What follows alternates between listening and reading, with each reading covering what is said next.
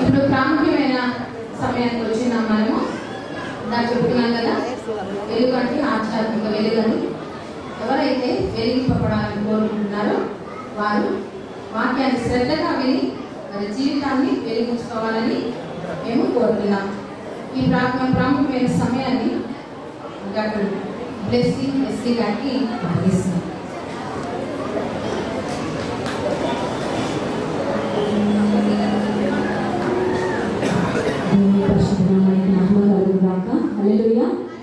ఈ తెలుగు బాప్టిస్ట్ సంఘం యొక్క క్యాండిల్ లైట్ సర్వీస్కు నన్ను ప్రేమతో ఆహ్వానించిన మరి దైవజనులు పాస్టర్ గారైన మోహన్ బాబు గారికి, అలాగే వారి సతీమణి శారా గారికి, అలాగే స్త్రీల కమిటీ వారందరికీ ప్రత్యేకమైన వందనాలు. మరి ప్రాముఖ్యంగా ఇక్కడ ఉన్న మాకు అత్యంత ప్రియులు మరి పెద్దలు ఎమ్మెల్యే గారు కిషోర్ బాబు గారికి, అలాగే వారి సతీమణికి కూడా ప్రత్యేకమైన వందనాలు తెలియజేస్తున్నాను. కూడి వచ్చిన మీ అందరికీ ప్రభువైన యేసుక్రీస్తు నామములో శుభములు. ఈ రాత్రికాల సమయంలో దేవుడు తన వాక్యము ద్వారా మనందరినీ దర్శించబోతున్నారు. దేవుడు తన వాక్యము ద్వారా తన మెల్లనైన స్వరాన్ని మనకు వినిపించబోతున్నారు కనుక శ్రద్ధగా దేవుని వాక్యాన్ని ఆలకిద్దాము. దేవుని వాక్యం వినబోయే ముందు చిన్న ప్రార్థన చేసుకొని దేవుని వాక్యము వెళ్దాం. పరిశుద్ధ ప్రేమ తండ్రి స్తోత్రాలు. నన్ను మమ్మలను ప్రేమించి ఈ భూలోకానికి 2018 సంవత్సరాల క్రితము ఒక చిన్న బాలుని వద్దకు దిగి వచ్చినందుకు స్తోత్రాలయ్యా. సృష్టికర్తమైన మీరు సృష్టిగా మారినందుకు స్తోత్రాలు. ఈ క్రిస్మస్ మేము జరుపుకుంటూ ఉండగా ఆత్మీయమైన క్రిస్మస్గా, అర్థవంతమైన క్రిస్మస్గా, ఆత్మీయమైన ఆశీర్వాదకరమైన క్రిస్మస్గా మా అందరి కొరకు నాన్న ఈ సమయాన్ని గురించవలసిందిగా వేడుకుంటున్నాము. ఈ వాక్యం ద్వారా నాతో మాట్లాడండి. నన్ను సంపూర్ణంగా శిరోచాత్మ మరుగుపరిచి ఈ నోటి పూర్వగా వాడుకొని మహిమను పొందమని యేసు నామమున ప్రార్థిస్తున్నాం తండ్రి, ఆమేన్. క్రిస్మస్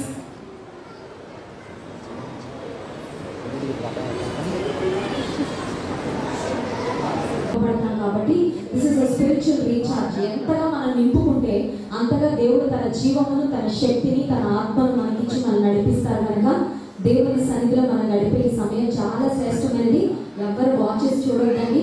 దేవా నాతో మాట్లాడు అనే ఒక చక్కని ఓపెన్ హార్ట్తో, ఓపెన్ మైండ్తో దేవుని వాక్యాన్ని విందాం. దేవుడు తప్పకుండా మనందరం ఒక ప్రత్యేకమైన విధానంలో ఈ రాత్రికాల సమయంలో దర్శించబోతున్నారని నేను నమ్ముతున్నాను. క్రిస్మస్ అనగానే చాలా మందికి చాలా గుర్తొస్తూ ఉంటాయి. క్రిస్మస్ అంటే కొంతమందికి క్రిస్మస్ ట్రీ పెట్టుకోవడం, స్టార్ పెట్టుకోవడం, డెకరేషన్ అనుకుంటూ ఉంటారు. క్రిస్మస్ అంటే కొంతమందికి ఇంటి పండుగ, ఇల్లు బాగా డెకరేట్ చేసుకుంటే అదే క్రిస్మస్ అనుకుంటారు. స్త్రీలకు క్రిస్మస్ అంటే వంట పండుగ అనమాట. బాగా వంటలు చేసుకొని, పిండి వంటలన్నీ తయారు చేసుకొని ఇదే క్రిస్మస్ అనుకుంటుంటారు. కొంతమంది క్రిస్మస్ అంటే చందన బ్రదర్స్ షాపింగ్ మాల్స్ ఉన్నాయి అన్నింటినీ తిరిగేసి మంచి శ్రేష్టమైన బట్టలని కొనుక్కొని బాగా అందంగా తయారవడం, మంచి బట్టలు వేసుకోవడం నిజమైన క్రిస్మస్ అనుకుంటారు. కానీ నిజమైన క్రిస్మస్ అంటే ఏంటి అని మనం ఆలోచన చేసినట్లయితే క్రిస్మస్ అనే మాట క్రిస్టోస్ మాసే అనే 2 పదాల నుండి వచ్చింది. క్రిస్టోస్ అనే మాటకు అర్థము క్రీస్తు, మాసే అంటే ఆరాధించడం. క్రీస్తును ఆరాధించడము నిజమైన క్రిస్మస్. ఈ క్రిస్మస్ ఇప్పటి వరకు మీ జీవితంలో ఎన్ని క్రిస్మస్ మీరు జరుపుకున్నారో నాకైతే తెలియదు. కానీ ఇప్పటి వరకు క్రిస్మస్ ఏ విధంగా జరుపుకున్నప్పటికీ ఈ క్రిస్మస్ మాత్రం ఒక ప్రత్యేకమైన క్రిస్మస్ గా ఉండాలని, ఒక స్పిరిచువల్ క్రిస్మస్ గా మీ జీవితాల్లో ఉండాలని, ఆధ్యాత్మికమైన విలువలతో, ఆధ్యాత్మిక ఆనందంతో, జీవంతో ఈ క్రిస్మస్ మీ జీవితాల్లో నింపాలని నేను హృదయపూర్వకంగా కోరుకుంటున్నాను. యెషయా గ్రంథము 9వ అధ్యాయము 6వ వచనాన్ని చదువుకున్నాం. బైబిల్ ఉన్నట్లయితే తెరవండి.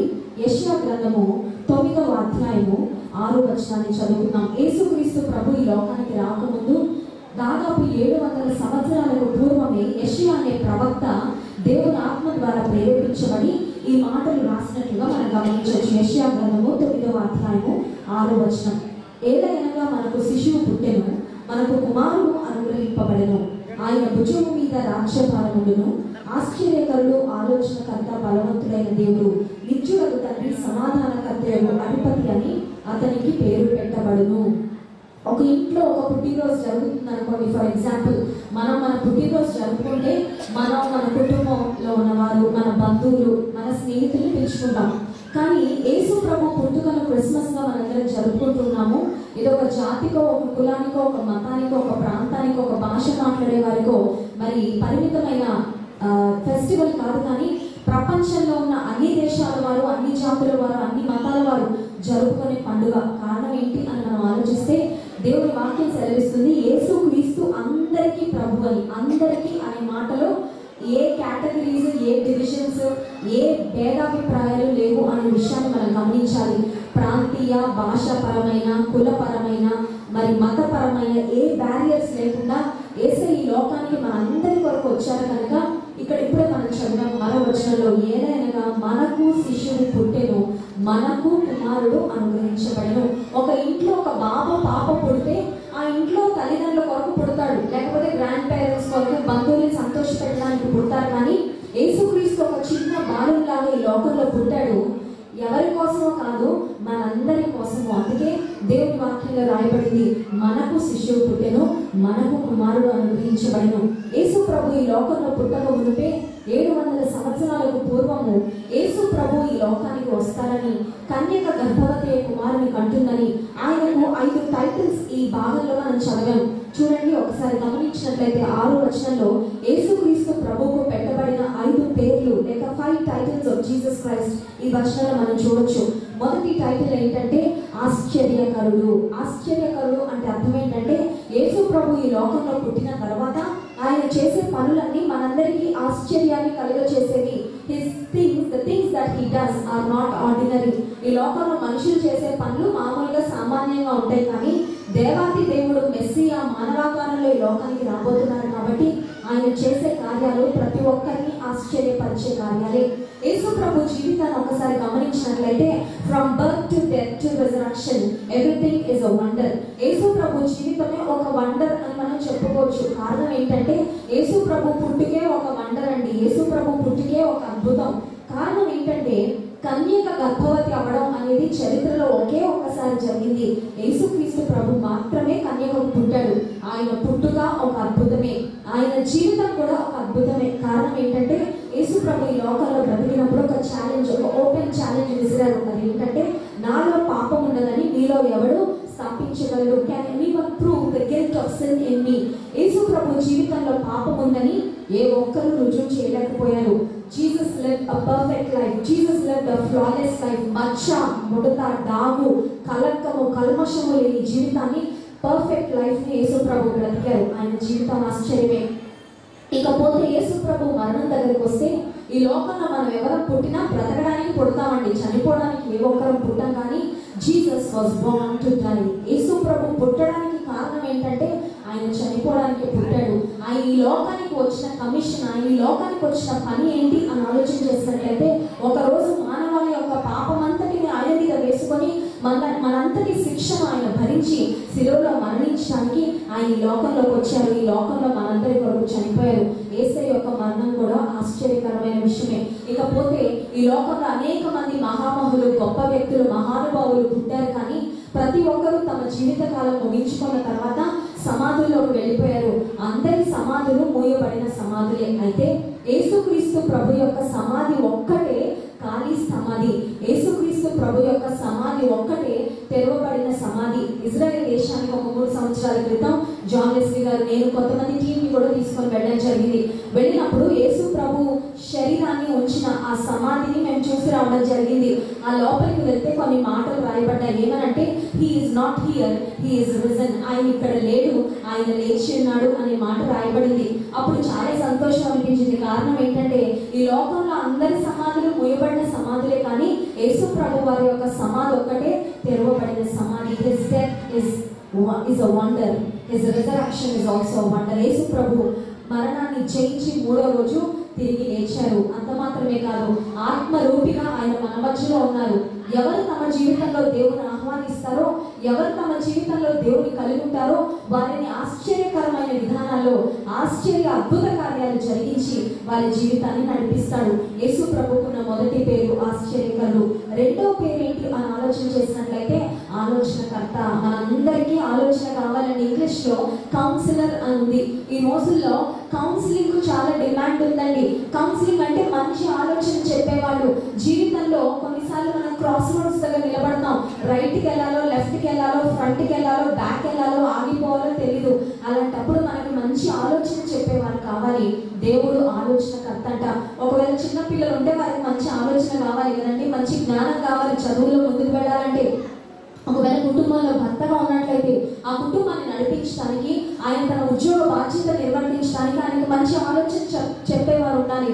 ఒకవేళ స్త్రీలు ఉన్నట్లయితే ఆ కుటుంబాన్ని చక్కగా మరి నడుపుకోవడానికి, పిల్లల్ని చక్కగా పెంచడానికి, భర్తకు అన్ని విషయాలు సహకారంగా ఉండడానికి మంచి ఆలోచన కావాలి. యేసుక్రీస్తు ప్రభు ఈ లోకానికి ఎలా వచ్చాడంటే ఆలోచనకర్తగా వచ్చాడు. ఒక చక్కని విషయాన్ని మీకు జ్ఞాపకం చేయాలని ఆశపడుతున్నది ఏంటంటే Jesus has a care and concern for all of us. మనందరి పట్ల ఆయన శ్రద్ధ కలిగిన దేవుడండి.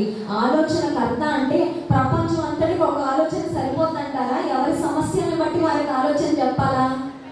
1,000,000 సమస్యలు ఒక్కొక్క స్త్రీకి కదండి. మీరు ఒక్కొక్కరిని నిలబెడితే చెప్తారు, ఇంత లిస్ట్ ఉందండి, నాకు ఇన్ని సమస్యలు ఉన్నాయి, ఇదేం చేయాలో అర్థం కావట్లేదు, పిల్లల్ని ఎలా పెంచాలో తెలియట్లేదు, నా భర్తను ఎలా చూసుకోవాలో తెలియట్లేదు, మా అత్తగారితో ఎలా ఉండాలో తెలియట్లేదు, మా ఆడపడుచుని ఎలా చూసుకోవాలో తెలియట్లేదు, ఇంటి పనులు, బయట పనులు, తర్వాత నా ఉద్యోగం, ఇవన్నీ ఎలా బ్యాలెన్స్ చేసుకోవాలో తెలియట్లేదు. నేను ఒక్కొక్కరిని అడిగితే పెద్ద లిస్ట్ ఉంటుంది. ఆలోచనకర్త అంటే అర్థం ఏంటంటే ఆయన ఒక్కొక్కరికి ఒక్కొక్క రకమైన ఆలోచన చెప్పాలి. అంటే అర్థం ఏంటంటే మన ఒక్కొక్కరిని దేవుడు ప్రత్యేకంగా పట్టించుకుంటాడండి. ఆయనకు మనందరి పట్ల ప్రత్యేకమైన శ్రద్ధ ఉంది. ఇదే యెషయా గ్రంథంలో ఒక మాట రాయబడింది. ఏమనంటే దేవుడు నక్షత్రములకు పేర్లు పెట్టి వాటిని పేర్లతో పిలుస్తున్నాడంట. ఈ ప్రపంచంలో, ఈ అంతరిక్షంలో, ఈ గెలాక్సీస్ లో మరి ఎన్ని నక్షత్రాలు ఉన్నాయో ఇప్పటికీ ఎగ్జాక్ట్ గా ఒక ఫిగర్ అనేది సైంటిస్ట్ కనుక్కొని చెప్పలేకపోతున్నారు. కారణం ఏంటంటే ఈ విశాలమైన విశ్వంలో కొన్ని లక్షల కోట్ల నక్షత్రాలు ఉన్నాయి. అన్ని లక్షల కోట్ల నక్షత్రాలకే దేవుడు పేర్లు పెట్టి వాటిని పేర్లతో పిలుస్తున్నాడంటే తన పోలికలో, తన స్వరూపంలో నిన్ను నన్ను సృష్టించుకొని మన పట్ల ఆయనకి ప్రేమ కన్సర్న్ ఉండదా అండి? తప్పకుండా ఉంటది. ఆయన మనకు చక్కగా ఆలోచన చెప్పేవాడు, ఆలోచనకర్త. యేసుక్రీస్తు ప్రభువుకు ఉన్న మూడో పేరేంటి అని మనం ఆలోచన చేసినట్లయితే బలవంతుడైన దేవుడు. బలవంతుడైన దేవుడు. బలం ఎవరికి కావాలంటే బలహీనులకు కావాలి. ఒకవేళ మీరు అంటారేమో నాకు ఏ బలహీనత లేదండి, నాకు బలవంతుడైన దేవుడు అక్కర్లేదని అని అనుకోవచ్చేమో. బలహీనతలు 3 రకాలండి. బలహీనతలు 3 రకాలు. మొదటి రకం ఏంటంటే శారీరక బలహీనత, ఫిజికల్ వీక్నెస్ అంటారు. శారీరక బలహీనత అంటే జ్వరం వచ్చింది, నీరసం వచ్చింది, అనారోగ్యం వచ్చింది, వెంటనే ఫిజికల్ గా వీక్ అయిపోతాం, బలహీన పడిపోతాం, మంచంలో పడుకోవాలనిపిస్తుంది, రెస్ట్ తీసుకోవాలనిపిస్తుంది, కదలలేము. దాన్ని ఏమంటారంటే శారీరక బలహీనత. రెండో రకమైన బలహీనత ఉంది, దాన్ని ఏమంటారంటే మానసిక బలహీనత అంటారు. Emotional weakness are psychological weakness. మేము ఎక్కువగా యంగ్ పీపుల్ మధ్యలో పరిచయం చేస్తూ ఉంటాము. యవనస్తులు చాలా మంది నా దగ్గరికి కౌన్సిలింగ్ కొరకు వస్తూ ఉంటారు. Most of the young people have a problem with depression. నా దగ్గరకు వచ్చే చాలా మంది యవనస్తులు ఉన్న సమస్య ఏంటంటే డిప్రెషన్ అనమాట. చిన్న చిన్న వాటికే కృంగిపోతూ ఉంటారు. మీలో ఎప్పుడైనా కృంగిపోయారండి? బోల్డ్ సార్లు కృంగిపోతాం కదండి. చిన్న విషయాలు చాలా మనల్ని కృంగదీయడానికి. ఒక్కసారి కృంగుదల, నిరాశ వచ్చిందంటే 3 పూట్ల బాగా ఆహారం తిన్నా, చూడడానికి పుష్టిగా ఉన్నా చాలా నీరస పడిపోతాం. అవునంటారా కాదంటారా? మనసు బాగాలేదనుకోండి, ఏమి చేయబుద్ధి కాదు, ఎక్కడికి వెళ్ళబుద్ధి కాదు, ఏ పని ప్రారంభించబుద్ధి కాదు. దీన్ని ఏమంటారంటే మానసిక బలహీనత అంటారు. Physical weakness, emotional weakness. మూడవ వీక్నెస్ ఏంటంటే స్పిరిచువల్ వీక్నెస్, ఆధ్యాత్మికంగా బలహీనత. ఆధ్యాత్మిక బలహీనత అంటే ఏంటంటే దేవుని వాక్యంలో ఏమి చేయాలి అని దేవుడు రాసి పెట్టారో అవి చేయాలని ఆశ ఉంటుంది కానీ చేయలేకపోవడం. ఏమి చేయకుండా రాసి ఉంటారో అదే చేయాలనిపిస్తుంది, అదే చేస్తూ ఉండడం. ఇంకో మాటలో చెప్పాలంటే అపవాది లేక శోధకుడు శోధించినప్పుడల్లా పడిపోతూ ఉంటారు. కొంతమంది జీవితం ఎలా ఉంటుందంటే పడతారు లేస్తారు, పడతారు లేస్తారు, పడతారు లేస్తారు. రోజులో ఎన్నిసార్లు పడతారో తెలీదు, ఎన్నిసార్లు లేస్తారో కూడా తెలియదు. వీక్నెస్ అంటారు. ఇక్కడ మీ అందరూ ఒక ప్రశ్న అడగాలనుకుంటున్నాను.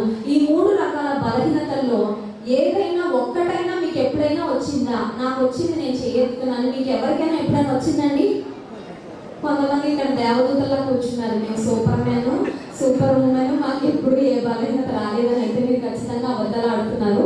ఖచ్చితంగా మనందరికీ ఎప్పుడో ఒకప్పుడు ఏదో ఒక రకమైన బలహీనత వస్తుంది. ఖచ్చితం, అది మాత్రం డెఫినెట్. అయితే బలహీనతలో ఉన్న వారందరినీ బలపరచడానికి యేసుక్రీస్తు ప్రభు ఈ లోకానికి బలవంతుడైన దేవుడిగా వచ్చాడు. హల్లెలూయా. 4వ మాట, యేసుక్రీస్తుకు పెట్టబడిన 4వ పేరు ఏంటి అంటే నిత్యుడగు తండ్రి. ఒక కుటుంబంలో తండ్రి ఉంటే పిల్లలకు చాలా భరోసా ఉంటుందండి, చాలా కాన్ఫిడెన్స్ ఉంటుంది, చాలా ధైర్యం ఉంటుంది. మా డాడీ ఉన్నాడు కదా, ఏమన్నా చూసుకుంటాడులే అని చాలా నిబ్బరంగా ఉంటారు పిల్లలు. ఒకవేళ ఈ లోకపు తల్లిదండ్రులన్నా మరి పిల్లల వరకు ఒక లెవెల్ వరకు వెళ్ళగలరు, కొంతవరకు చేయగలరు తప్ప ఈ భూలోకపు తల్లిదండ్రులు పిల్లల వరకు అన్నీ చేయలేరు. అవునంటారా కాదంటారా? పిల్లలు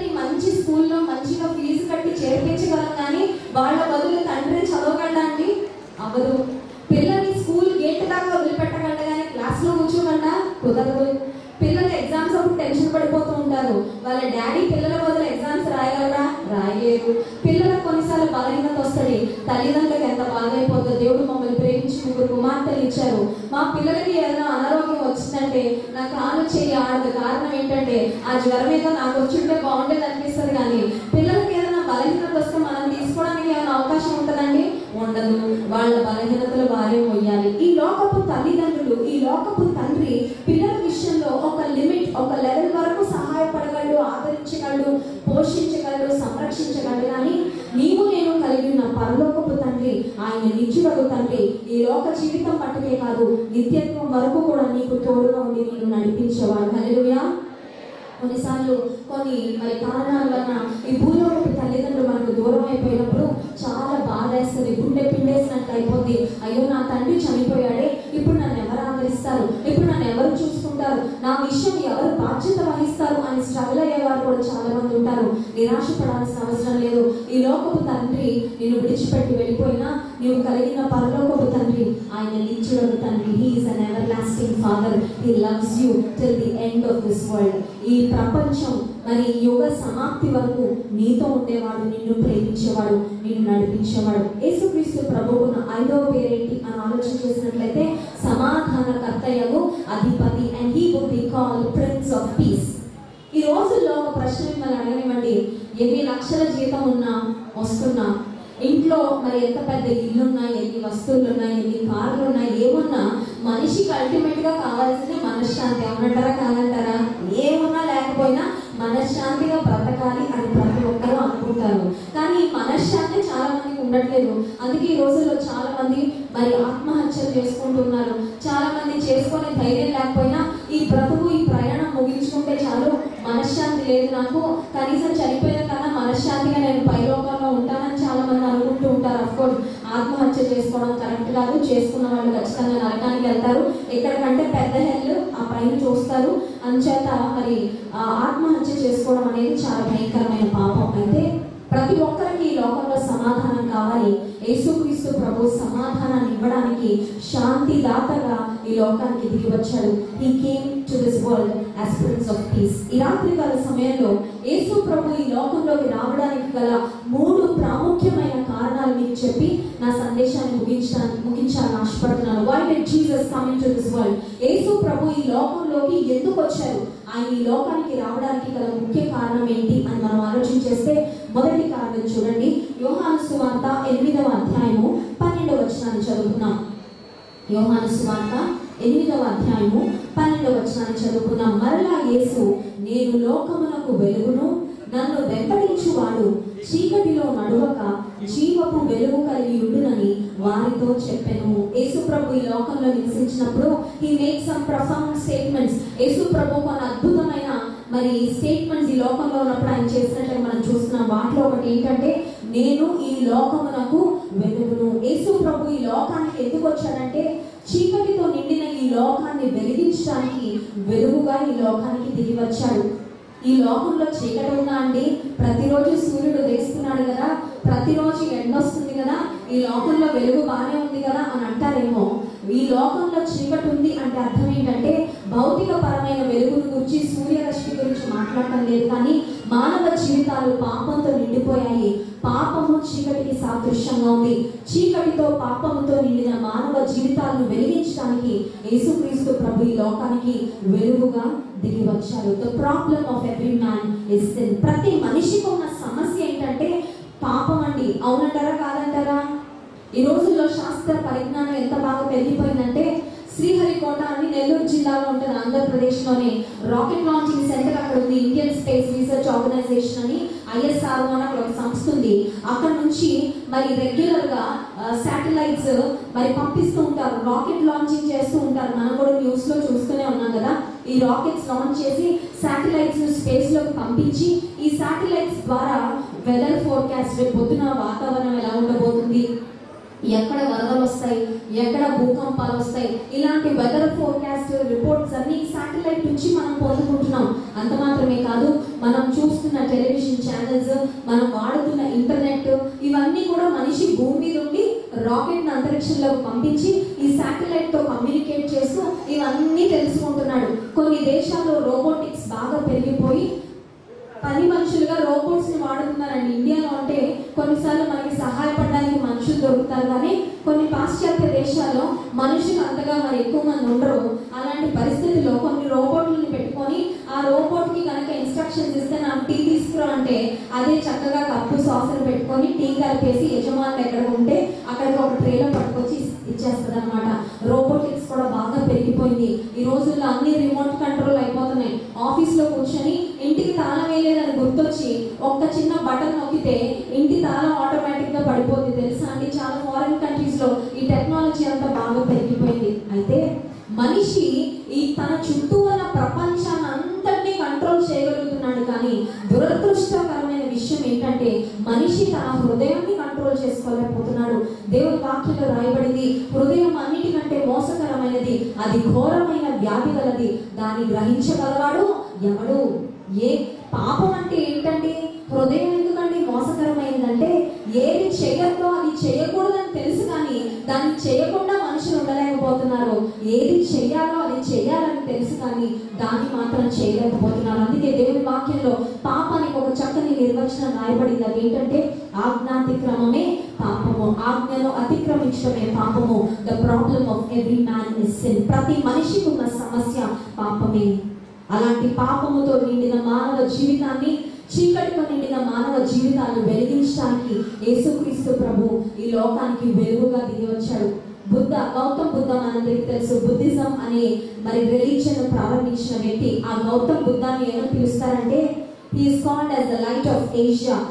ఆసియా అనే ఖండానికి, అతని ఆసియా ఖండానికి వెలుగు అని పిలుస్తారండి. ఒక ప్రశ్న మిమ్మల్ని అడగనివ్వండి, ఈ ప్రపంచంలో ఉన్న దేశాలకు ఎన్ని సూర్యుళ్ళు ఉంటాయి? అమెరికాకు ఒకటి, ఆఫ్రికాకు ఒకటి, ఇండియాకు ఒకట? అందరికి ఒకటేనా? అందరికీ ఒకటే సూర్యుడు. యేసు ప్రభు ఈ లోకంలోకి వచ్చి అన్నాడు, నేను ఇజ్రాయెల్ దేశానికి వెలుగును అనలేదు, కానీ నేను ఈ లోకమునకు వెలుగును, నన్ను వెంబడించి వారు చీకటిలో నడవక జీవపు వెలుగు కలిగి ఉందరు. హల్లెలూయా. ఆయన ఒక దేశానికి, ఒక ప్రాంతానికో వెలిగించడానికి రాలేదు, కానీ ప్రతి మానవ హృదయాన్ని వెలిగించడానికి భూమి యొక్క మధ్య ప్రాంతమైన ఇజ్రాయెల్ దేశంలో యేసుప్రభు పుట్టారండి. యేసుప్రభు ఈ లోకంలో పుట్టినప్పుడు కూడా ఆయన అద్భుతమైన జ్ఞానం కలిగిన వాడు. ఆయన సర్వజ్ఞాని అయిన దేవుడు. బుద్ధి జ్ఞాన సర్వ సంపదలు ఆయన అయితే గుప్తంలో కాబట్టి ఆయన సెలెక్ట్ చేసుకున్న కంట్రీ కూడా చాలా స్పెషల్ అండి.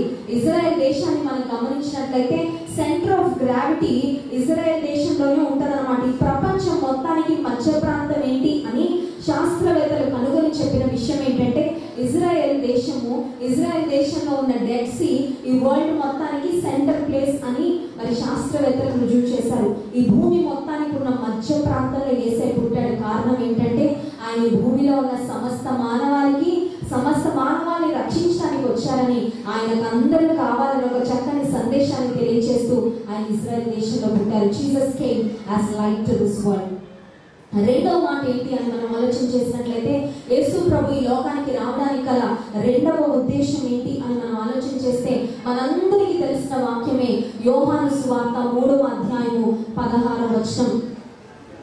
యోహాను సువార్త 3వ అధ్యాయము 16వ వచనాన్ని చదువుకున్నాం. దేవుడు లోకమును ఎంతో ప్రేమించెను కాగా ఆయన తన అద్వితీయ కుమారునిగా పుట్టిన వాని యందు విశ్వాసముంచు ప్రతివాడు నశింపక నిత్య జీవము పొందునట్లు ఆయనను అనుగ్రహించి. ఈ వాక్యాన్ని కొంచెం ఎక్స్ప్లెయిన్ చేయాలని ఆశపడుతున్నాను.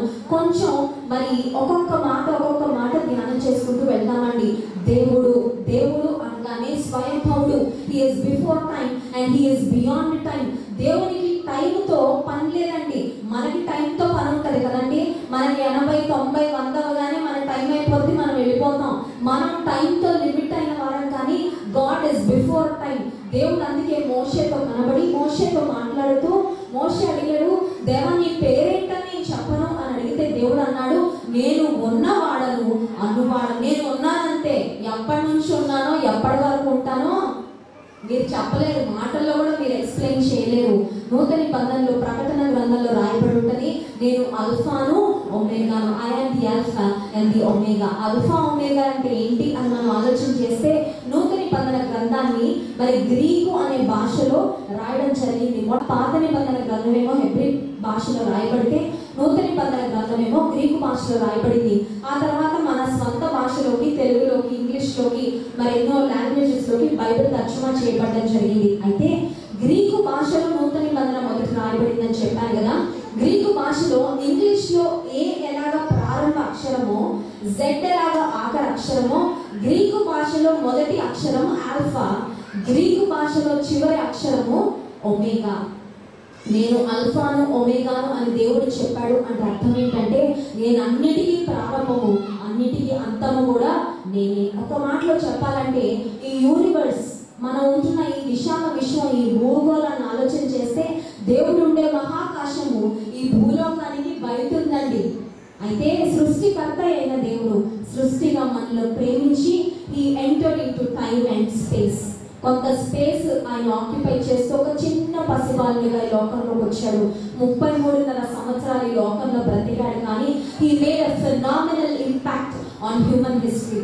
33.5 సంవత్సరాలంటే బైబిల్లో మాట రాయబడింది కదా, మన ఆయుష్ 70 సంవత్సరములు, అధిక బలం ఉన్న ఎడల 80 సంవత్సరాలు, యావరేజ్ లైఫ్ స్పాన్ ఒక 70 సంవత్సరాలు అని మనం చెప్పుకోవచ్చు. 70 సంవత్సరాలు యావరేజ్ లైఫ్ స్పాన్ అయితే దానిలో హాఫ్ ఎంత, 35 సంవత్సరాలు. యేసు ప్రభు కనీసం సగం జీవితం కూడా జీవించలేదండి. కేవలం 33.5 సంవత్సరాలు మాత్రమే ఈ లోకంలో బ్రతికాడు. కానీ he made a phenomenal impact on the history of this world. ఈ ప్రపంచ చరిత్రను మరి ఎంతో గొప్పగా ప్రభావితం చేసినట్లుగా మనం గమనించవచ్చు. నిజానికి ఈ లోకంలో చాలా యుద్ధాలు జరిగాయి, మనకు తెలుసు కదా. వరల్డ్ వార్స్, ప్రపంచ యుద్ధాలు, వరల్డ్ వార్ 1, వరల్డ్ వార్ 2, అనేక లక్షల ప్రజలు తమ ప్రాణాలు కోల్పోయారు. చేతులు కాళ్ళు అనేక మందికి తెగిపోయాయి. చాలా మంది హ్యాండిక్యాప్డ్ గా మారిపోయారు. చాలా బుల్లెట్లు అనేక దేశాల మీద ప్రయోగించడం ద్వారా అనేక దేశాల్లో ప్రజలు మరి ఇప్పటికీ కూడా చాలా మంది పిల్లలు పుడుతున్న జపాన్ అనే దేశంలో మరి హిరోషిమా నాగసాకి అనే ప్రాంతాల్లో బాంబులు వేయడం వల్ల అక్కడ ఇప్పటికీ జెనెటిక్ ప్రాబ్లమ్స్ తో చాలా మంది పిల్లలు పుడుతున్నారండి.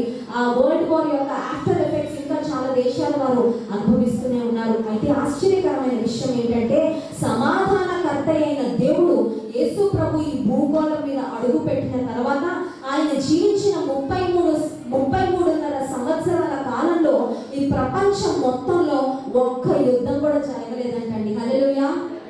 అంటే మీరు అర్థం చేసుకోవచ్చు, సమాధానకర్త దేవుడు ఈ భూగోళం మీద అడుగు పెడితే సమస్త ప్రదేశాల్లో శాంతి సమాధానాన్ని ఆయన నెలకొల్పినట్లుగా మనం గమనించవచ్చు. యేసు ప్రభు మనం గమనించినట్లయితే ఒక కార్పెంటర్, వడ్లవాని కుమారుడుగా పిలువబడ్డాడు. He never went to school or university. ఆయన ఒక యూనివర్సిటీకో కాలేజ్కో స్కూల్కో వెళ్ళి చదివినట్లుగా ఎక్కడ మనం దేవుడి వాక్యంలో చూడం. కానీ యేసు ప్రభు యొక్క గొప్పతనం ఏంటంటే అండి, ఆయన ఈ లోకంలో బ్రతికినప్పుడు ఒక్క పుస్తకం కూడా రాయలేదు, ఒక కాలేజ్కి వెళ్ళలేదు, ఒక స్కూల్కి వెళ్ళలేదు, ఒక PhD చేయలేదు. కానీ ఈ రోజు యేసుక్రీస్తు ప్రభు చనిపోయి తిరిగి లేచి 2018 సంవత్సరాలు అయినప్పటికీ ఆయన గురించి కొన్ని లక్షల పుస్తకాలు రాయబడ్డాయి. హల్లెలూయా.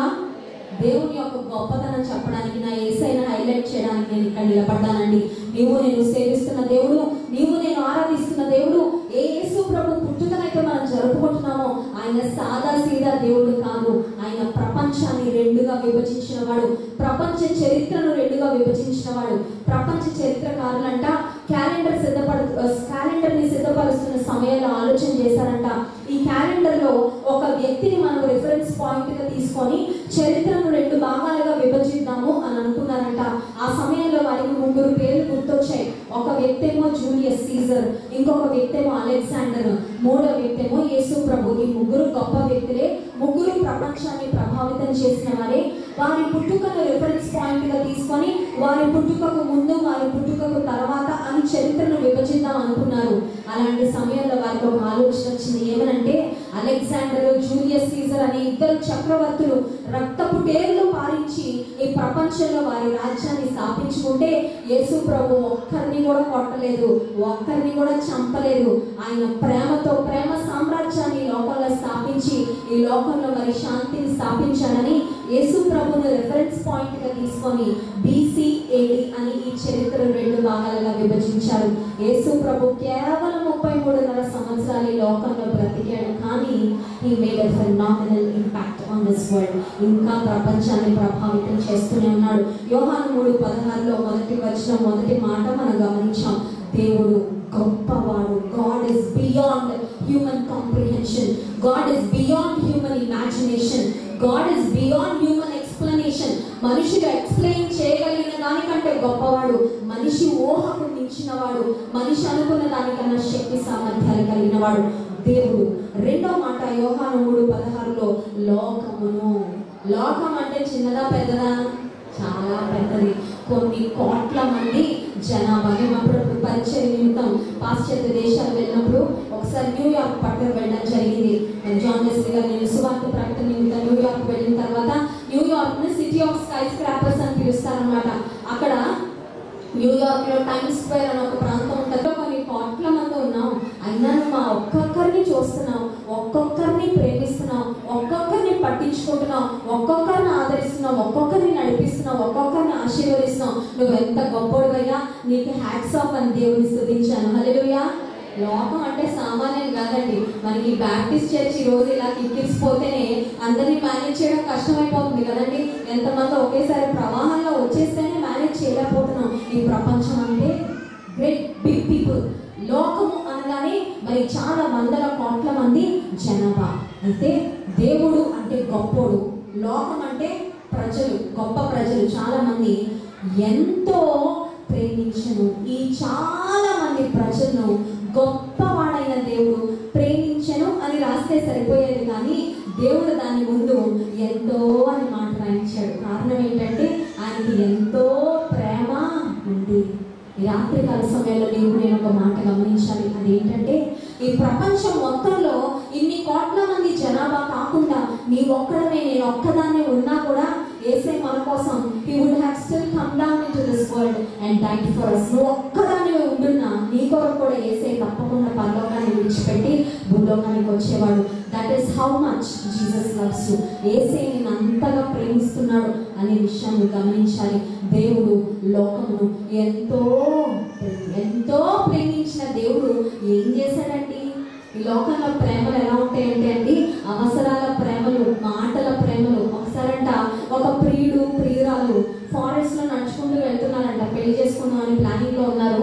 ఫారెస్ట్ లో నడుచుకుంటూ వెళ్తుంటే ప్రియుడికి ప్రియురాలను చూడగానే ఒక కథ అయిపోయాడు. కథ అయిపోయి మరి ఎక్కడ బట్టి కొట్టాడో తెలీదు, రకరకాల కవితలు చదివేస్తున్నాడంట. కొంతమంది అంతే కదా, గూగుల్లో చూసి కవితలన్నీ రాసేసుకొని అమ్మాయికి లెటర్ రాసేస్తుంటాడు. అమ్మాయి అనుకుంటుంది బాబాయ్ ఇంత టాలెంటెడో అనుకుని పడిపోద్ది అంతే. ఆ అబ్బాయి చాలా పెద్ద పెద్ద కవిత చదువుతున్నాడంటే ఏమనంటే, నీకోసం సప్త సముద్రాలు నేను ఈదుతాను, నీకోసం కొండ మీద కోతినైనా తీసుకొస్తాను, నీకోసం ఎవరెస్ట్ శిఖరాన్ని ఎక్కుతానని పెద్ద పెద్ద డైలాగులు కొడుతుంటే ఈ అమ్మాయి పొంగిపోతుందంట. అబ్బా ఎంత ప్రేమిస్తున్నాడు నా ప్రియుడు, ఖచ్చితంగా ఇతన్నే పెళ్లి చేసుకుంటానని ఫిక్స్ అయిపోయిందంట. ఈ లోపు ఆ అరణ్యంలో ఒక పెద్ద పులి గాండ్రించిందంట. పెద్ద పులి ఎప్పుడైతే గాండ్రించిందో ఆ ప్రియుడు పక్కన ఒక చెట్టు ఉంటే చక్కచక్క ఏమాత్రం ఆలోచన చేయకుండా ఆ చెట్టు కొమ్మకి కూర్చొని చూస్తానండి కిందకి.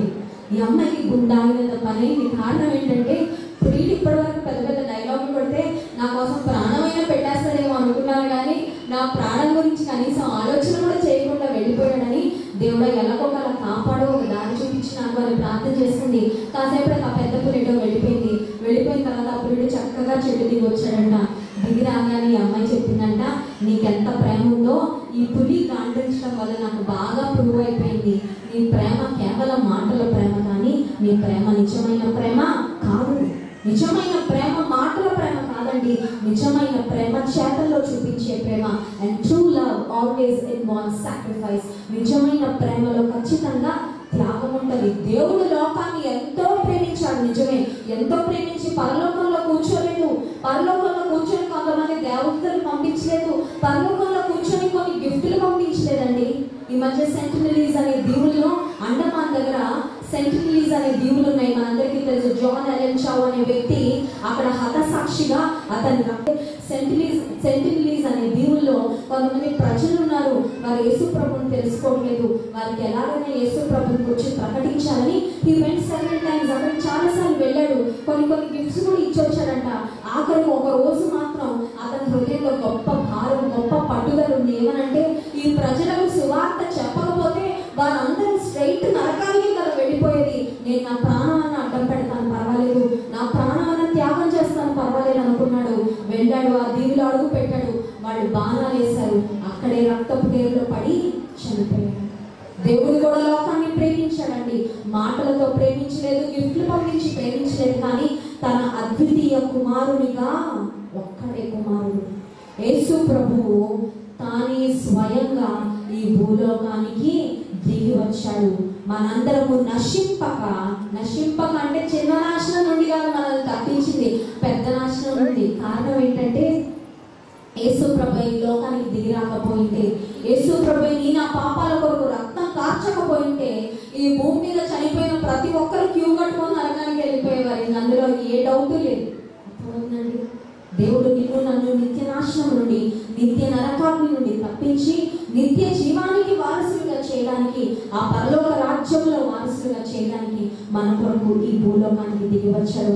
ఒక అత్యంత సామాన్యమైన మానవుడిగా ఈ లోకంలో పుట్టాడు. పశువుల పాకలో పుట్టాడు. నీకు నాకైనా సొంత ఇల్లు ఉన్నాయేమో, సొంత ఇల్లు లేకపోతే మంత్రి గారో లేకపోతే మరి మన మినిస్టర్ ఎవరో ఒకరు మనకు ఇల్లు మీకు మేము కట్టిస్తామేంటి పర్వాలేదని గవర్నమెంట్ ద్వారా మనకి ఇల్లు మంజూరు అవుతున్నాయేమో. కానీ యేసు ప్రభు ఈ లోకంలో బ్రతికినప్పుడు అప్పుడు ఒక మాట అన్నారు, ఏమనంటే నక్కలకు బొరియలున్నవి, ఆకాశ పక్షులకు గూళ్ళున్నవి, కానీ మనుష్య కుమారునికి తలవాల్చి కొట్టకైనా స్థలము లేదు. He had no place to live. ఆయన ఒక సొంత వాహనం లేదండి, సొంత బోట్ లేదు, సొంత బైక్ లేదు, సొంత కారు, సొంత సైకిల్ ఏమీ లేదు. సొంతంగా అంటూ ఆయనకి ఏమీ లేదు. ఈ లోకంలో మన కోసం పుట్టాడు, మన కోసం బ్రతికాడు, మన కొరకు చనిపోయాడు, మన కొరకు తిరిగి రాబోతున్నాడు. హల్లెలూయా. యేసే కన్నా ప్రేమించేవారు మనల్ని ఎవరైనా ఉంటారంటారా ఈ ప్రపంచంలో? ఎవరు ఉండరు. దేవుని ప్రేమ చాలా చాలా గొప్పది. దేవుని ప్రేమను గురించి కొన్ని మాటలు మీకు వివరించాలని ఆశపడుతున్నాను. చూడండి, ఎఫెసీ పత్రిక 3వ అధ్యాయము 18-19 వచనాలు చదువుతున్నాను. ఎఫెసీ పత్రిక 3వ అధ్యాయము 18-19 వచనాలు.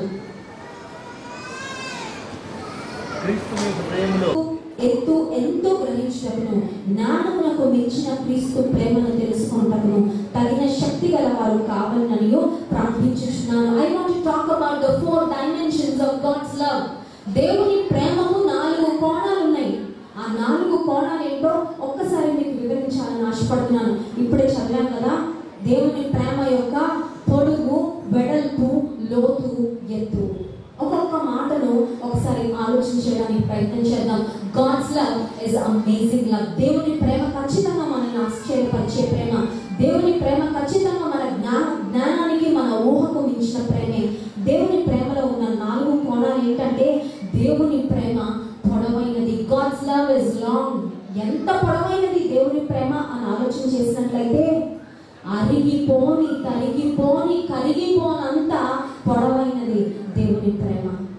కాంగ్రెస్ గారు అప్పుడప్పుడు వివాహాల్లో ప్రసంగం చేస్తున్నప్పుడు ఒక మాట చెప్తుంటారు, ఏమనంటే పెళ్లికైన కొత్తలో అంట పెళ్లి కూతురు పెళ్లి కొడుకు గమ్మేసి అతికించేసినట్టు పక్క పక్కనే తిరుగుతుంటారు. చూసారండి ఎప్పుడైనా? పెళ్ళైన కొత్తలో ఒకే దగ్గర కూర్చుంటారు, ఇద్దరు పక్క పక్కనే కూర్చుంటారు, అవకాశం ఉంటే చేతులు పట్టుకొని మరీ తిరిగేస్తారు. పెళ్ళయ్యాక ఒక 3-4 సంవత్సరాలు గడిచిన తర్వాత భార్య భర్త డిస్టెన్స్ మెయింటైన్ చేస్తూ ఉంటారు. ఆవిడెక్కడో కూర్చుంటది, ఈయనెక్కడో కూర్చుంటాడు. బస్సులో అవకాశం ఉన్న సీటు ఉన్నా కూడా ఆవిడెక్కడో ఈయనెక్కడో. కారణం ఏంటంటే ప్రేమ అరిగిపోద్ది అన్నమాట. ప్రేమ తరిగిపోద్ది, ప్రేమ కరిగిపోద్ది. ఈ లోక సంబంధమైన ప్రేమలని అరిగిపోయి, తరిగిపోయి, కరిగిపోయే ప్రేమలే. అందుకే ఒక భక్తుడు ఒక చక్కని పాట రాశాడు, ఏంటంటే భార్య భర్తల ప్రేమలు అనురాగం ఉన్నంత వరకే, బంధుమిత్రుల ప్రేమలు బంగారం ఉన్నంత వరకే. ఈ లోకంలో మనుషులు చూపించే ప్రేమలు అవసరాల ప్రేమలు, అవసరాల అభిమానాలు. ఒకసారట 4 సంవత్సరాల చిన్న కొడుకు తల్లి దగ్గరకు వచ్చాడంట. వచ్చి మమ్మీ ఐ లవ్ యూ అన్నాడంట. మమ్మీ నాకు అంటే చాలా ఇష్టం అనగానే తల్లి చాలా సంతోషించింది. ఐ లవ్ యూ టూ అని చెప్పింది. బాబు నాకు కూడా నువ్వంటే చాలా ఇష్టం అని చెప్పిందంట. అవసరాల ప్రేమలు, అవసరాల అభిమానాలండి అశాశ్వతమైన ప్రేమలు. దేవుని ప్రేమ ఒక్కటే శాశ్వతమైన ప్రేమ. దేవుని ప్రేమ ఎంత పొడుగైన ప్రేమ అంటే నీ జీవితంలో నిన్ను ఎప్పటికీ ప్రేమించగలిగినంత పొడవైన ప్రేమ. God's love is long enough to last forever. రెండవది దేవుని ప్రేమ వెడల్పైన ప్రేమ. దేవుని ప్రేమ ఎంత వెడల్పైన ప్రేమ అంటే నువ్వు ఎక్కడున్నా నిన్ను చేరుకోగలిగినంత వెడల్పైనది దేవుని ప్రేమ. హల్లెలూయా. కొన్నిసార్లు జీవితంలో రకరకాల పరిస్థితులు మనం ఉంటూ ఉంటాం. కొన్నిసార్లు జీవితంలో ఎలా ఉంటుందంటే అప్పుడే మౌంటైన్ టాప్ మీద ఉంటాం, అప్పుడే కొండ మీద ఉన్నట్టు చాలా ఆనందంగా ఉంటాం, అప్పుడే కొంట్లో పడిపోయినట్టు ఉంటాం, బాగా నిరాశలోకి వెళ్ళిపోతాం. ఎప్పుడైనా ఎక్స్పీరియన్స్ చేశారా? అప్పుడే 10th ఫ్లోర్ మీద ఉంటారు, అప్పుడే డే ఒక గొంతులో ఉంటారు, నెక్స్ట్ రోజు పొద్దున్న లేస్తారు. కారణం ఏంటంటే ఏదో కుటుంబంలో వచ్చిన ఇబ్బందులు, జీవితంలో ఎదుర్కొన్న పరిస్థితిలో హెచ్చుతగ్గులు మన జీవితంలో ఉంటుంటాయి. Sometimes you're on the mountain, sometimes you're in the valley. కొన్నిసార్లు లోయలో ఉంటాం, కొన్నిసార్లు కొండ మీద ఉంటాం. నువ్వు ఎలాంటి పరిస్థితిలో ఉన్నా, ఎలాంటి స్థితిలో ఉన్నా దేవుని ప్రేమ ఎంత వెడల్పైనదంటే దేవుని ప్రేమ నిన్ను చేరుకోగలిగినంత ప్రేమ. జస్ట్ లాస్ట్ వీక్ అండి ఒక తండ్రి ఒక పసిగుడ్డును మా ఇంటికి తీసుకొచ్చాడు. మేము ఒక దాదాపు 21 ఆర్ఫన్ బాయ్స్ను మేము తీసుకొని వారికి మరి దేవుని ప్రేమను చూపిస్తూ దేవుని బిడ్డలుగా వారిని పెంచుతున్నాం రాజమండ్రిలో. అయితే అతను మా సంఘానికి వస్తూ ఉంటాడు, అప్పుడప్పుడు వస్తూ ఉంటాడు. అయితే ఆ వ్యక్తి వచ్చాడు, చిన్న బాబుని తీసుకొని 8 months బాబు. ఏంటి ఎందుకు వచ్చావు అని అడిగితే ఆ వ్యక్తి ఒక నిర్ఘాంతపోయే మాట చెప్పాడు. ఏమనంటే, నా భార్య నన్ను నా కుమారుని వదిలిపెట్టి ఎవరినో ప్రేమించి వాడితో వెళ్ళిపోయిందండి, నాకు విడాకులు ఇచ్చేసింది. ఈ బాబుని ఎలా పెంచాలో ఎలా చూడాలో మాకు తెలియట్లేదు, మీ దగ్గర అనాథాశ్రమం ఉంది కదా, ఈ బాబుని కూడా పెంచుతారా అని అడిగి ఆ తండ్రి తీసుకొచ్చాడు. అప్పుడు నాకు ఒక మాట జ్ఞాపకం వచ్చింది. ఏమనంటే, తల్లి అయినా మరుస్తుందేమో కానీ నేను నిన్ను మరువను. A mother can forget the baby at her breast and can have no compassion on the child she is born. తల్లి అయినా మర్చిపోతుందేమో, నిన్ను నేను మరువను, చూడు నా చేతుల్లో నిన్ను చెప్పుకున్నాను అన్నాడు. హల్లెలూయా. ఈ లోకంలో స్వచ్ఛమైన ప్రేమ అంటే తల్లి ప్రేమ అండి. Mother's love is the highest form of love. ఈ లోకంలో అన్నిటికంటే అందరికన్నా స్వచ్ఛమైన ప్రేమ తల్లి ప్రేమ అంటారు. కానీ ఆ తల్లి అయినా బిడ్డను మర్చిపోతుందేమో. పసి బిడ్డ 8 నెలలు ఉన్నాడండి, ఎంత చక్కగా ఉన్నాడో. చాలా దుఃఖం అనిపించింది, చాలా విచారం అనిపించింది. అంత చక్కని కుమారుడిని ఎలా విడిచిపెట్టి వెళ్ళగలిగింది ఆ తల్లి అనిపించింది. తల్లి అయినా బిడ్డను మర్చిపోయిందేమో కానీ దేవుడు మాత్రం నిన్ను నన్ను విడిచిపెట్టని వాడు. ఆయన ప్రేమ శాశ్వతమైనది. God's love is wide enough. మూడవది, దేవుని ప్రేమలో ఉన్న మూడవ కోణాన్ని మీకు చెప్తాను. దేవుని ప్రేమ లోతైన ప్రేమ. దేవుని ప్రేమ ఎంత లోతైన ప్రేమ అంటే, కొన్నిసార్లు జీవితంలో లోతైన గాయాలు కొన్ని తగులుతూ ఉంటాయి. లోతైన గాయాలు తగిలినప్పుడు బయటకు బాగానే ఉంటాం కానీ మనసు గాయపడిపోద్ది. ఆ గాయాలు మారడానికి చాలా సమయం పట్టేస్తుంది. కొంతకాలం క్రితం ఒక పాస్టర్ గారు వాళ్ళ బాబు నలుగురు తీసుకొని, నిన్ను తోసేస్తున్న అమ్మాయి ప్రేమ కొరకు ఎందుకయ్యా తపన పడతావు, నిన్ను ప్రేమించి నీ కోసం ప్రాణం పెట్టిన యేసయ్య ఉన్నాడు, నిన్ను రమ్మని చేతులు చాపి పిలుస్తున్న యేసయ్య ఉన్నాడు, ఆయన ప్రేమ కొరకు బ్రతుకు, ఈ లోక ప్రేమల కొరకు తపన పడద్దు, వ్యర్థమైన ప్రేమల కొరకు అని చెప్పాను. హల్లెలూయా. ఎవరి ప్రేమ కొరకు తపన పడుతున్నాం? చాలాసార్లు స్నేహితుల ప్రేమల కొరకు, బంధువుల ప్రేమల కొరకు, భర్త ప్రేమ కొరకు, భార్య ప్రేమ కొరకు తపన పడతారు, కరెక్టే. కానీ ప్రతి ఒక్కరు మిమ్మల్ని ఏదో ఒక పరిస్థితిలో డిసప్పాయింట్ చేస్తారు. అవునంటారా కాదంటారా? You will never receive the perfect love that you expect from human beings. మనుషులు ఎవ్వరి నుంచి కూడా మరి పర్ఫెక్ట్ లవ్, మరి శాశ్వతమైన చక్కని లోటుపాట్లు లేని ప్రేమ నీకు ఎక్కడ దొరకదు ఈ లోకంలో. ఒకవేళ దొరుకుతుంది అనుకున్నావంటే ఖచ్చితంగా ఒక రోజు డిసప్పాయింట్ అవుతావు, తప్పదు. దేవుని మీద ఆశ పెట్టుకో, దేవుని ప్రేమ మీద దృష్టి నిలుపు, దేవుని ప్రేమతో నీ హృదయాన్ని నింపుకో. You will never ever be disappointed. ఎందుకంటే దేవుని వాక్యంలో రాయబడింది, ఆయన నిన్న నేడు నిరంతరము ఒకే రీతిగా ఉన్నాడు. ఆయన నిన్ను గతంలో ఎలా ప్రేమించాడు, ఇప్పుడు అలాగే ప్రేమిస్తున్నాడు, భవిష్యత్తులో కూడా అలాగే ప్రేమిస్తాడు. Your past doesn't matter with God. నాలుగో అంశము, దేవుని ప్రేమ చాలా ఎత్తైన ప్రేమ అండి. దేవుని ప్రేమ ఎత్తైన ప్రేమ. ఎత్తు అనే మాట ఉన్నతమైన అనుభవాలకు సాదృశ్యంగా ఉంది. దేవుని ప్రేమ ఎంత ఉన్నతమైనది అని ఆలోచన చేసినట్లయితే, God's love is high enough to overlook your past and your mistakes. నీ గతము, నీ గత పాప జీవితము ఎంత భయంకరమైనదైనా దానంతటినీ లెక్క చేయకుండా నిన్నుగా ప్రేమించగలిగినంత ఉన్నతమైన ప్రేమ యేసయ్య ప్రేమ. హల్లెలూయా.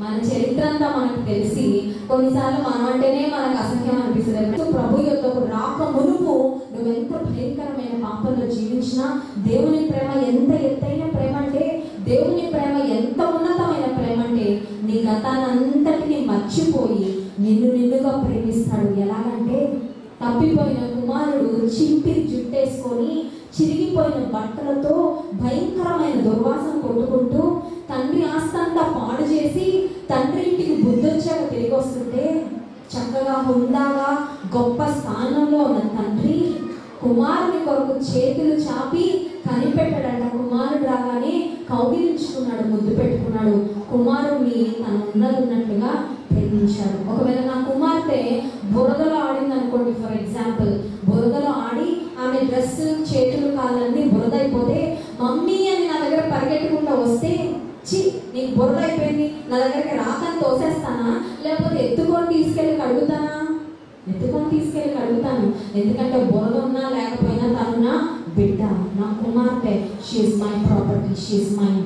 దేవుడు పాపాన్ని ద్వేషిస్తాడు కానీ పాపిని ప్రేమిస్తాడండి. నువ్వెంత పాపంలో జీవించినా, నీ గతమంతా తెలుసు, మనుషులు ఎవరు నేను యాక్సెప్ట్ చేయలేకపోయినా, God loves you and accepts you just the way you are. నిన్నుగా యేసయ్య ప్రేమిస్తాడు, స్వీకరిస్తాడు. నీ మురికిని, నీ పాపపు రోతనంతా కడిగేస్తాడు, నేను తన బిడ్డగా చేర్చుకుంటాడు.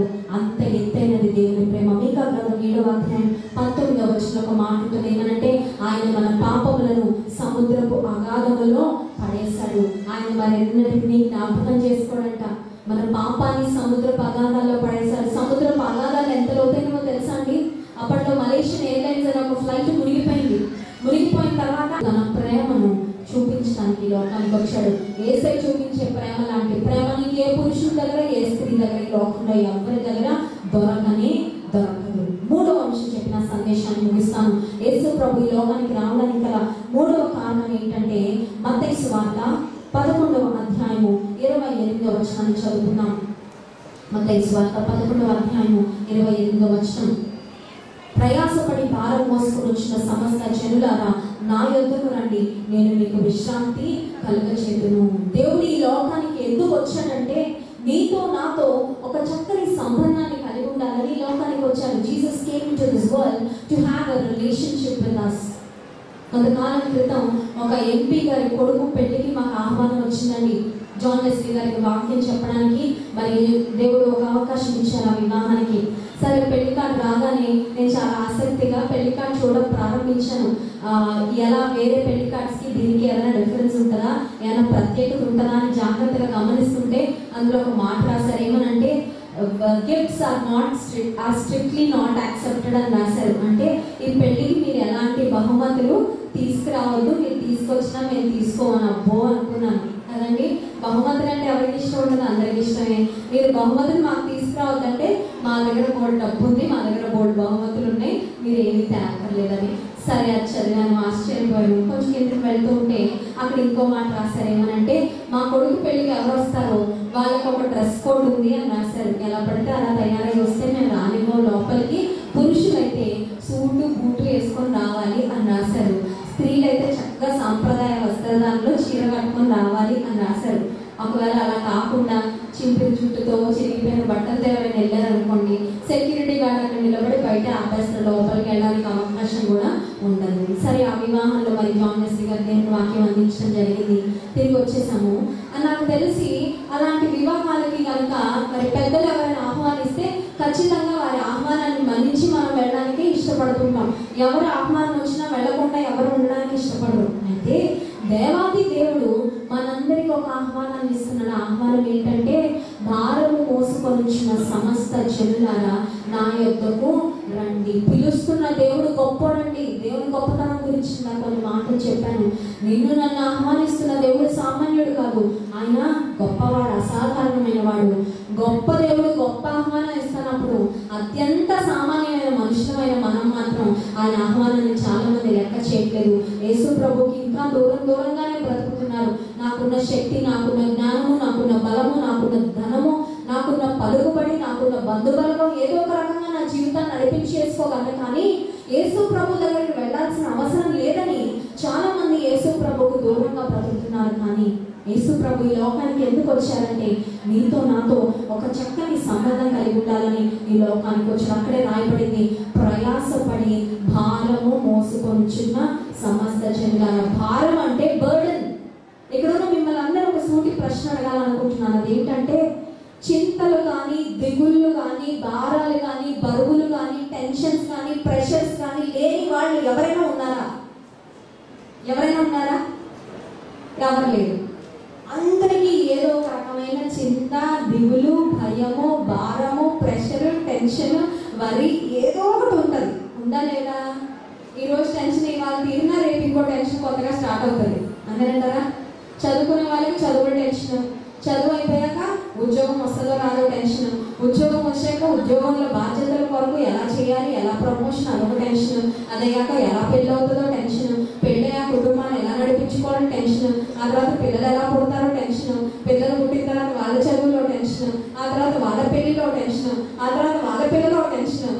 ఓ లైఫ్లో ఏదో ఒకటి, ఏదో ఒక భారం, ఏదో ఒక బరువు, ఏదో ఒక చింత, ఏదో ఒక దిగులు మనిషిని కృంగతీస్తూనే ఉంటుంది. అయితే యేసే అంటున్నాడు, ఎందుకు ప్రయాస భారం పడుతూ ఆ ప్రయాస నా భారాన్ని మీరే ఎందుకు మోస్తారు, మీరు నాకు ఇచ్చేయండి, నాతో ఒక చక్కని సంబంధాన్ని కలిగి ఉండండి, నేను మీకు విశ్రాంతిని ఇస్తానని ఒక చక్కని ఆహ్వానం దేవాది దేవుడు పలుకుతున్నాడు.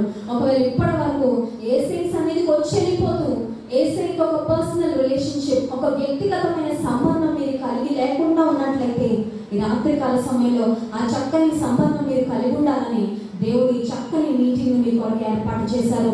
రాజమండ్రి నుంచి నన్ను తీసుకొని వచ్చింది ఎందుకంటే ఈ మాటలు మీకు చెప్పించడానికి అని నేను నమ్ముతున్నాను. ఈ ప్రాంతానికి ఇన్వైట్ చేయబడకుండా మనం ఎవరో రాలేదు కదండి. మనం ఆహ్వానించబడితే ఎవరో మనకి పాంప్లెట్ ఇచ్చారు, ఫోన్ చేసి పిలిచారు, లేకపోతే చర్చిలో పాస్టర్ గారు ఆహ్వానిస్తేనే వచ్చాం. ఆహ్వానించకుండా ఎవరో ఎక్కడికి వెళ్ళాం. ఎవరైనా పెళ్లికి మనం పిలవకుండా వెళ్తామండి? ఖచ్చితంగా పిలిస్తేనే వెళ్తాం. నీ హృదయంలోకి యేసయ్యను పిలవకుండా వస్తాడనుకుంటున్నావా? కొంతమంది ఏమనుకుంటారు తెలుసా, ఆటోమేటిక్గా వచ్చేస్తారనుకుంటారు. గృహప్రవేశం చేసుకుంటారు, చక్కగా ఇల్లు కట్టుకొని దేవుడిని తప్ప అందరినీ పిలుస్తారు.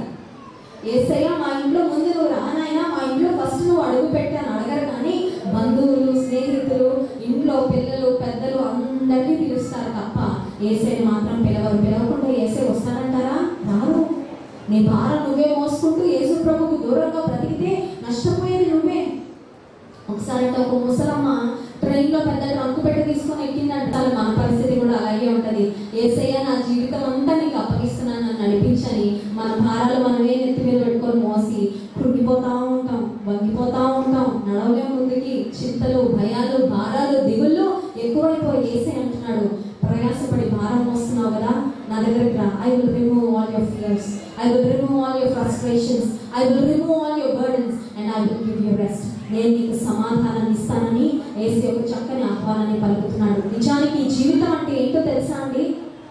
ఈ లోకంలో ఏదో బ్రతికేసి ఈ లోకాన్ని ముగించుకొని వెళ్ళిపోవడానికి కాదు నువ్వు సృష్టించబడింది.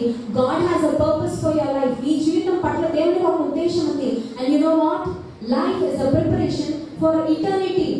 నీ కంటికి ఏమి రోజు కనబడుతున్నాయో అవన్నీ అశాశ్వతమైనవే.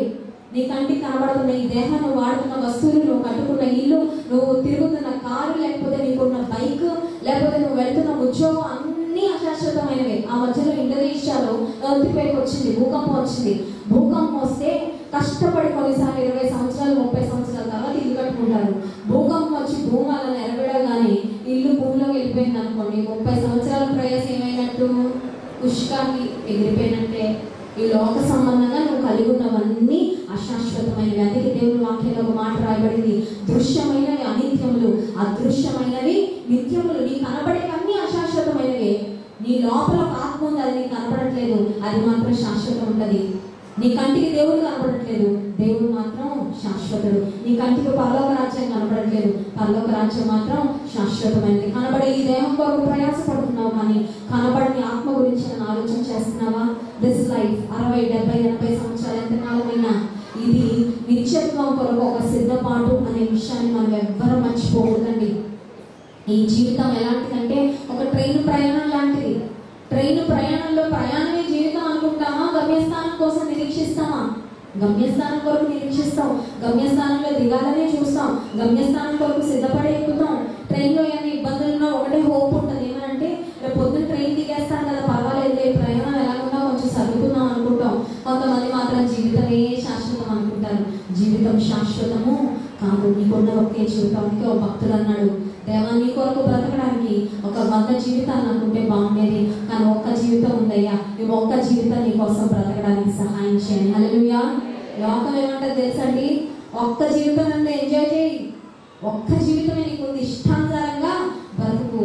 ఆ మధ్యలో ఒక టీషర్ట్ నేను చూసాను, ఏమనంటే life is like an ice cream, enjoy before it melts అంట. జీవితం ఐస్ క్రీమ్ లాంటిది, కరిగిపోకముందే ఎంజాయ్ చేసేది. జీవితం ఐస్ క్రీమ్ లాంటిది, కరిగిపోద్ది కరెక్టే, కానీ ఈ జీవితం తర్వాత అసలు జీవితం ఉంది పైన, ఆ జీవితం కొరకు సిద్ధపాటి ఈ జీవితం అనే విషయాన్ని గుర్తుపెట్టుకోవాలి. యేసు ప్రభువు దేవుడు నీ హృదయం అనే తలుపునంత నిలుచుండి తట్టుచున్నాడు. ఈ క్రిస్మస్ రోజున, ఆ రోజు యేసు ప్రభు బెత్లెహేంలో పుట్టినప్పుడు పశువుల పాకలో ఎవ్వరు ఆయనకు చోటు ఇవ్వలేదండి. ఆఖరికి ఒక పశువుల తొట్టిలో ఆయన పరుండబెట్టారు. ఈ రాత్రికాల సమయంలో గుంటూరులో తెలుగు బాప్టిస్ట్ చర్చ్ లో కూర్చున్న నీ హృదయం అనే తలుపునంత యేసే కలుపుతున్నాడు. నాకు చోటిస్తావా? will you give room to me in your heart? యేసే ఏమీ కోరుకోవట్లేదు. మన ధనం అక్కర్లేదు, మన వెంట్రుకలు అక్కర్లేదు, మన ఏమీ అక్కర్లేదండి. యేసే కావాల్సిందల్లా నీ హృదయం. Jesus needs your heart. నీ హృదయం ఆయనకి ఇస్తే పాడైపోయిన నీ హృదయాన్ని, పాడైన నీ జీవితాన్ని బాగు చేసి ఆయన ఆశీర్వాదకరంగా మారుస్తాడు. ఈ రాత్రికాల సమయంలో యేసే ఒక చోటు ఇవ్వగలవా? చీకటితో నిండిన మానవ జీవితాన్ని వెలిగించడానికి వెలుగుగా వచ్చాడు. నిజమైన ప్రేమను, మాటలకు ఊహకు మించిన ప్రేమను చూపించడానికి యేసు ఈ లోకానికి వచ్చాడు. ఆఖరుగా నీ హృదయంలో ఒక చోటు వరకు యేసు ఈ లోకానికి వచ్చాడు. నీతో ఒక చక్కని సంబంధం కలిగి ఉండడానికి యేసు ఈ లోకానికి వచ్చాడు. ఈ రాత్రికాల సమయంలో ఇంకా నువ్వు యేసుకు దూరంగా బ్రతుకుతున్నట్లయితే యేసుని అడుగు, నా హృదయంలో ఇస్తానయ్యే చోటు, నా హృదయంలో కూడా నువ్వు నివసించు, నా జీవితాన్ని మార్చని. కళ్ళు మూసుకొని ప్రార్థన చేసుకున్నాం. ఈ రాత్రికాల సమయంలో దేవుని వాక్యం ద్వారా మనం దర్శించబడ్డాము. ఇప్పటి వరకు నువ్వు ఎలా బ్రతికినా సరే దేవుని జీవపు వాక్కులను విన్నావు. యేసయ్యని ఇప్పటి వరకు ఒక్కసారి కూడా నా హార్ట్లోకి రాయేసే, నా హృదయంలోకి రాయేసే అని పిలవకుండా ఉన్నట్లయితే నన్ను గుడ్ టైం. ఇది అద్భుతమైన సమయం, అద్భుతమైన అవకాశం యేసయ్యకి ఇస్తున్నాడు. నోరు తెరిచేసి అడుగుతావా? నీ ఫ్రెండ్స్ని రావాలంటే పిలుస్తావే, మా ఇంటికి రండి అని. ఎక్కడికైనా వెళ్ళాలంటే పిలువబడుతున్నాను, వెళ్ళవే. యేసయ్యని అడుగుతావా? నోరు తెరిచి, యేసయ్యా నా హృదయంలోకి రా ప్రభువా, నా జీవితం పాడైపోయింది, నా మనస్సు పాడైపోయింది, నా తలంపులు పాడైపోయాయి, నేను చీకట్లో బ్రతుకుతున్నానయ్యా, నా జీవితాన్ని వెలిగించండి. మొదటిసారి యేసయ్య నా హృదయంలోకి రా అడుగుతున్న వారు ఎవరైనా ఉన్నట్లయితే ఒక్కసారి నీ చేతి చూపించండి. ఇంకొక 5 నిమిషాలు ఈ కార్యక్రమం ముగించుకొని ఎవరు లేచి వెళ్ళగండి. చాలా ప్రాముఖ్యమైన సమయంలో మనం ఉన్నాం.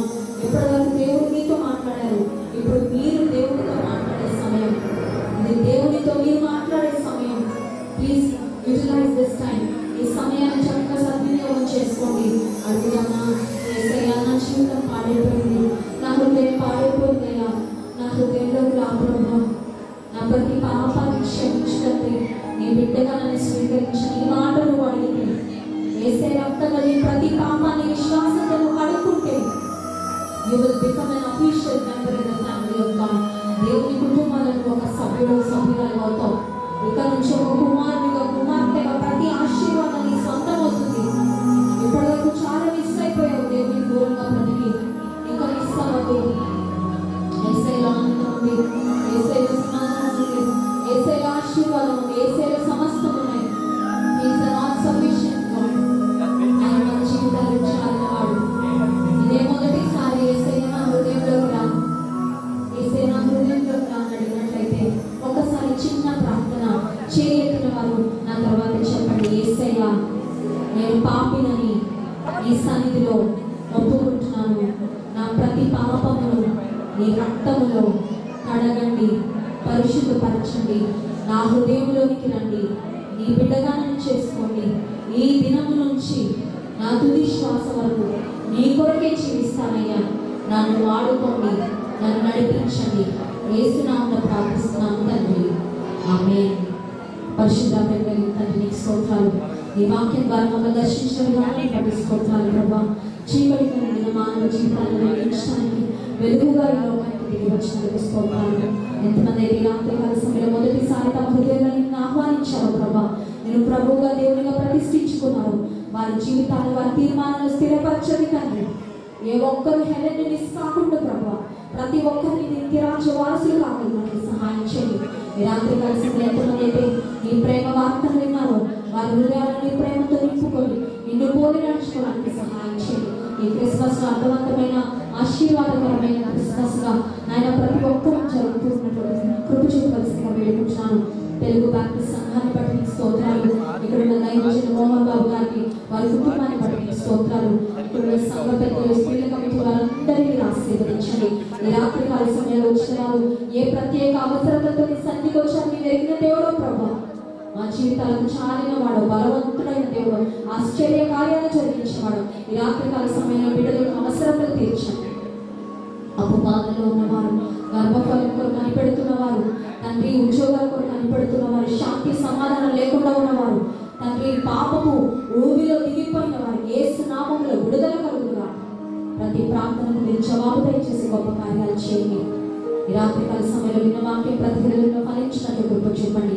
మహిమ ఘనత ప్రభావం మీకు ఆరోపిస్తూ యేసు నామమున ప్రార్థిస్తున్నాం తండ్రి, ఆమేన్.